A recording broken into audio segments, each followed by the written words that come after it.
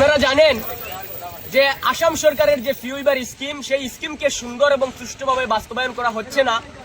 আসাম ইউনিভার্সিটির আন্ডারে অধ্যয়নরত যতটি কলেজে ছাত্রছাত্রীরা রয়েছে, তারা একটি সমস্যার সম্মুখীন হয়েছে এবং ঠিক সেই সমস্যার সম্মুখীন আমরা পিডিও মেরালিগুলির ছাত্রছাত্রীরা।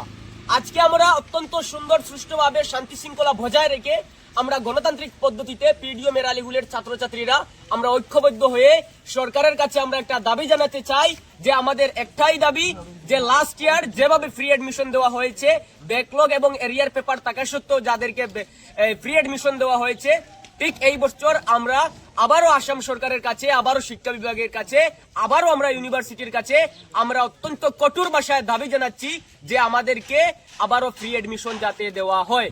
আজকে দীর্ঘ কয়েকদিন থেকে বরাক উপত্যকার বিভিন্ন ইনস্টিটিউশনের ছাত্রছাত্রীরা তারা এই বিষয় নিয়ে তারা আন্দোলন করছে, মুভমেন্ট করছে, কিন্তু শিক্ষা বিভাগের কোনো টনক নড়েনি। এটা অত্যন্ত নিন্দার ব্যাপার, এটা অত্যন্ত আমরা ধিক্কার জানাচ্ছি এই শিক্ষা বিভাগকে। কেননা আজকে ছাত্রছাত্রীরা এতদিন থেকে মুভমেন্ট করে আসছে, কিন্তু শিক্ষা বিভাগের কোনো টনক নড়েনি।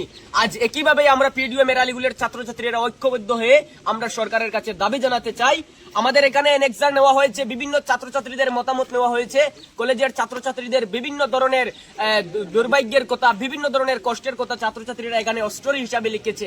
এখানে আমরা অনেকেই দেখেছি আজকে ছাত্রছাত্রীরা পিডিও মেরালিগুল কলেজে আসতে হলে 100 টাকা 200 টাকা ব্যয় করে আসতে হয়। যদি একজন ছাত্র প্রতিদিন 100 টাকা করে ব্যয় করে কলেজে আসে, তাহলে সে মান্থলি কত টাকা ব্যয় করবে আপনারাই হিসাব করে নিন। যদি একজন ছাত্র কলেজে যদি প্রতিদিন আসতে হয়, তার নিজের একটা ব্যক্তিগত পকেট খরচ রয়েছে।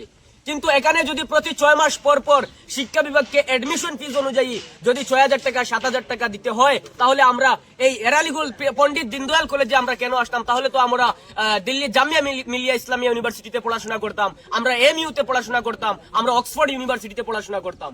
যদি আমরা ফাইন্যান্সিয়ালি যদি স্টেবল থাকতাম, কেন আমরা পিডিও মেরালিগুলি আসতাম?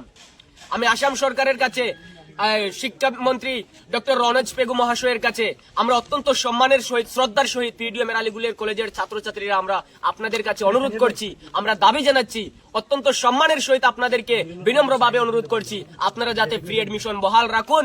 যদি ফ্রি এডমিশন বহাল রাখা না হয়, মুখ্যমন্ত্রী হিমন্ত বিশ্ব শর্মা মহোদয়, আপনার দৃষ্টিতে আমি বলতে চাই, যদি ফ্রি এডমিশন না হয়, তাহলে মনে রাখবেন আগামী দিনে যদি ইন্ডিয়ার মধ্যে কোন একটা অশিক্ষিত রাজ্য হয়, তাহলে আপনার আসামি হবে।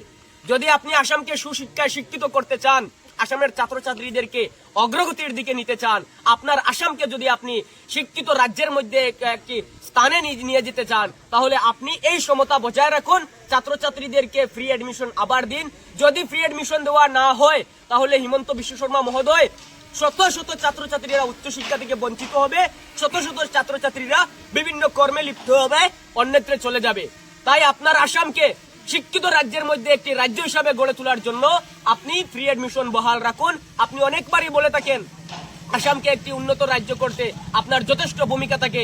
তাই হিমন্ত বিশ্ব শর্মা মহোদয়, আমরা আপনার দৃষ্টিতে বলতে চাই, আপনি ফ্রি এডমিশনকে বহাল রাখুন। ছাত্রছাত্রীদেরকে যেভাবে আপনি সুযোগ দিয়ে আসছেন, ঠিক সেই সুযোগটা যাতে আপনি দিন।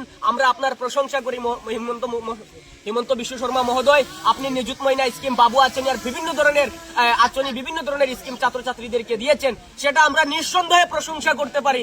কিন্তু আমরা অত্যন্ত দুঃখের সহিত, অত্যন্ত আবেগের সহিত, পরিতাপের সহিত আপনার কাছে বলতে হয়েছে, আপনি এই ফ্রি এডমিশন বহাল রাখুন, না হলে শত শত ছাত্রছাত্রীরা উচ্চশিক্ষা থেকে বঞ্চিত হবে এবং আপনার আসাম সব থেকে পিছিয়ে রাজ্যে চলে যাবে এবং একটি অশিক্ষিত রাজ্য হিসেবে গড়ে উঠবে। আপনাদের পরবর্তী পদক্ষেপ কি যদি দাবি মানা না হয়?